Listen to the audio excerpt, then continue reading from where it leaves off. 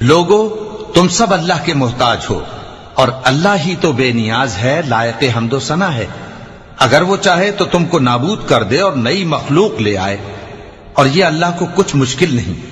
اور کوئی بوجھ اٹھانے والا کسی دوسرے کا بوجھ نہ اٹھائے گا، اور کوئی بوجھ میں دبا ہوا اپنا بوجھ بٹانے کے لیے کسی کو بلائے تو بٹایا نہ جائے گا، اگرچہ قرابت دار ہی ہو۔ اے پیغمبر، تم انہی لوگوں کو نصیحت کر سکتے ہو جو بن دیکھے اپنے پروردگار سے ڈرتے اور پابندی سے نماز ادا کرتے ہیں، اور جو شخص سنورتا ہے تو وہ اپنے ہی لیے سنورتا ہے، اور سب کو اللہ ہی کی طرف لوٹ کر جانا ہے۔ اور اندھا اور آنکھ والا برابر نہیں، اور نہ اندھیرے اور نہ روشنی، اور نہ سایہ اور نہ دھوپ، اور نہ زندہ اور نہ مردہ لوگ برابر ہو سکتے ہیں۔ اللہ جس کو چاہتا ہے سنا دیتا ہے، اور تم ان کو جو قبروں میں ہیں سنا نہیں سکتے۔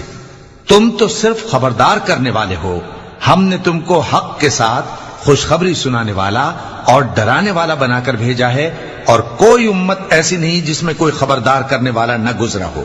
اور اے نبی، اگر یہ تمہاری تکذیب کریں تو جو لوگ ان سے پہلے تھے وہ بھی تکذیب کر چکے ہیں۔